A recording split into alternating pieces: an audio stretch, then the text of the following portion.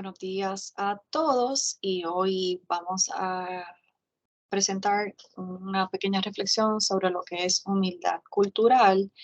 Yo soy la doctora Mari Carmen Cruz, para los que todavía no me conocen, y soy el director médico para el área de educación. Y vamos a utilizar el tema de humildad cultural para reflexionar un poco sobre nuestros valores como organización, pero sobre todo sobre nuestra responsabilidad individual como médico pues en esta carrera que hemos escogido donde servicio es la esencia de lo que nosotros hacemos. Para hacer eso les voy a compartir mi pantalla un momento, así que me dan aquí un momentito en lo que hago el switch. Y ahí, estamos en un momentito. Pues muy bien. Eh, Humildad cultural, en mi opinión, es esa virtud que va a contribuir a la empatía y a la equidad.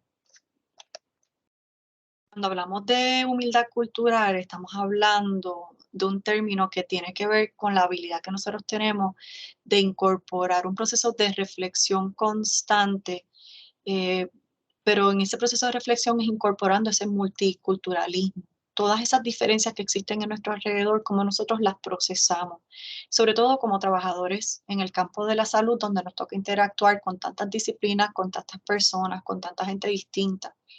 Y cuando pensamos en el proceso de humildad cultural, pensamos en la habilidad que tenemos de hacer autorreflexión. Y es un proceso que se considera que es a lo largo de la vida, en donde constantemente estoy reflexionando sobre mí mismo.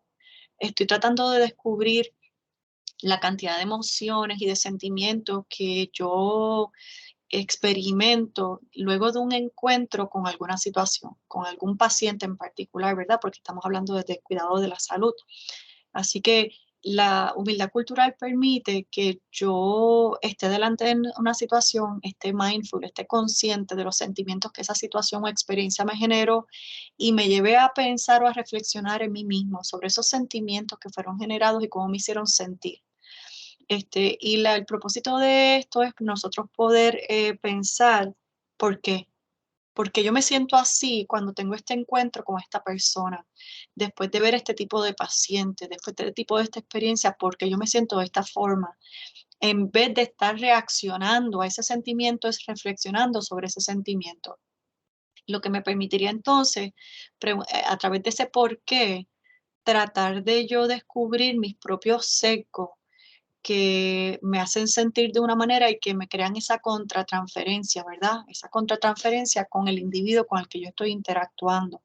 Pero en humildad cultural, al yo estar consciente de eso, en vez de utilizar ese sentimiento para juzgar a la otra parte, lo utilizo para tratar de entenderme a mí y sacar del medio un poco esos sentimientos que entonces de cierta manera sirven de barrera a la manera en que yo voy a tratar a esa persona.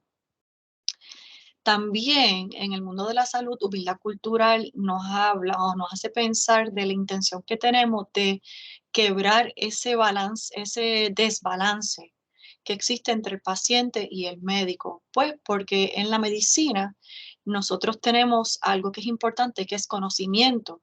Y control muchas veces es un poder, ¿verdad?, que tenemos sobre el paciente por el conocimiento y las experiencias que tenemos y porque el paciente llega donde nosotros en un momento extremadamente vulnerable y permite depositarse de forma ciega en nuestras manos. Eso crea un desbalance de poder. Y en ese desbalance de poder, el paciente, porque respeta consciente o inconscientemente ese desbalance, puede llevar a entregarse en automático al médico sin generar las verdaderas preguntas, sin traer toda la información que yo necesito saber.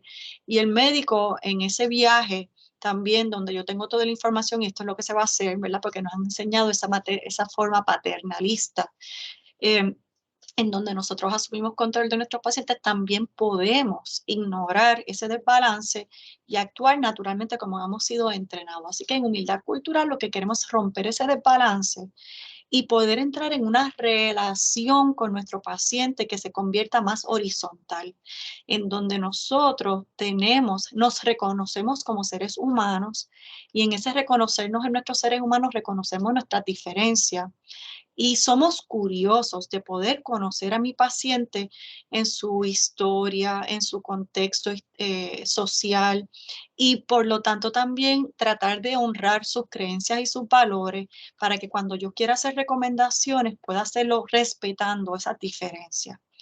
Eh, y lo que lleva, por lo tanto, en automático es a una relación de respeto y de partnership para poder cuidar al paciente juntos, no yo solo.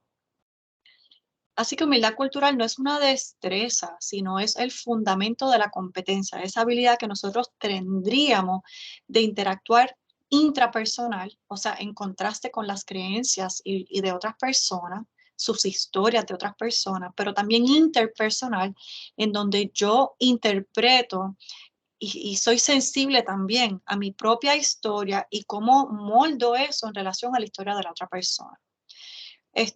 Y es importante nosotros entender que hemos tratado de diferenciar el concepto de humildad separado de la competencia cultural, porque nosotros sabemos que competencia cultural sencillamente es una destreza, en donde yo tengo una habilidad de hacer algo, tengo una habilidad de hablar, tengo una habilidad de callarme, tengo una habilidad de establecer unas distancias, pero no necesariamente es todo lo que necesitamos para poder conectar con mi paciente. Además de tener esa competencia cultural, también necesito tener esa sensibilidad, esa humildad a la curiosidad de la historia del paciente que me permita, entonces, a través de esa curiosidad, querer conocer más. Y cuando yo conozco más, entonces ya no juzgo. Ahora entiendo por qué el paciente de una manera, por qué el paciente se comporta de cierta forma, por qué el paciente tiene unas preocupaciones.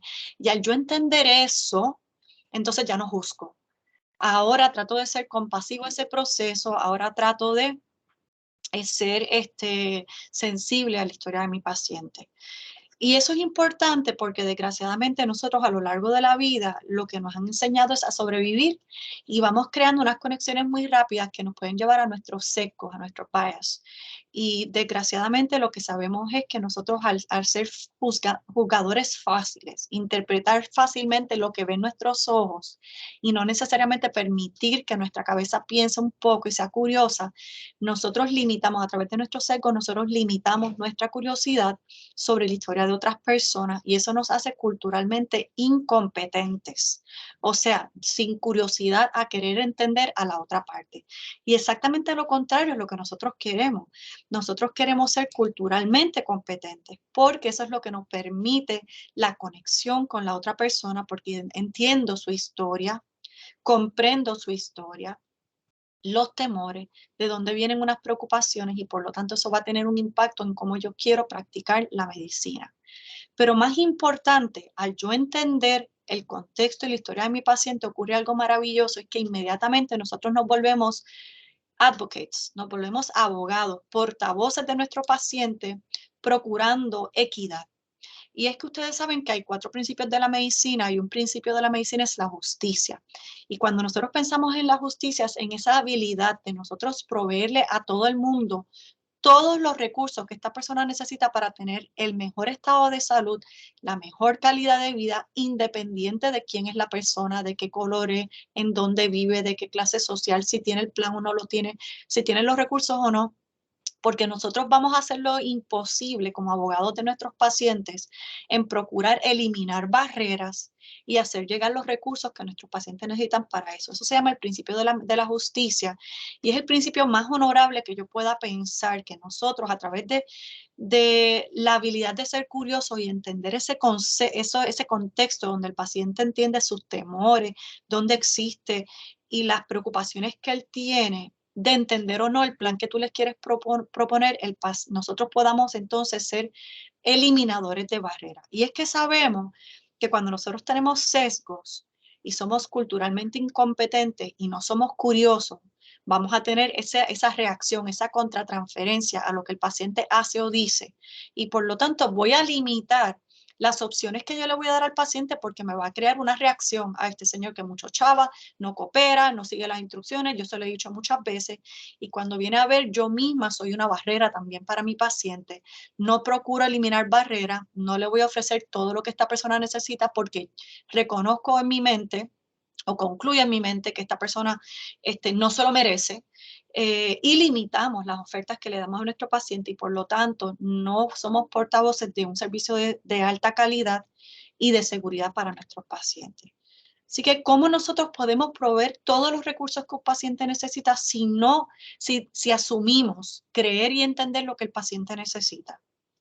Pues humildad cultural me va a ayudar a tener esa curiosidad, a yo querer saber un poquito más de esa historia.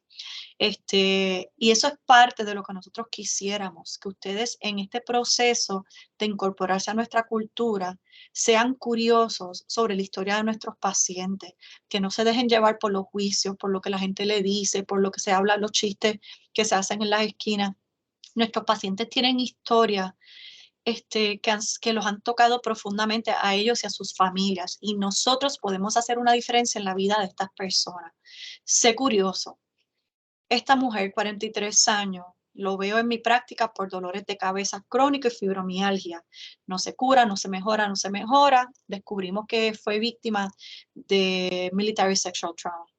Un niño de 2 años, encefalopatía global, es cuadripléjico, en estado vegetativo. Le pregunto a los padres qué metas de rehabilitación tú quisieras que trabajemos con este niño.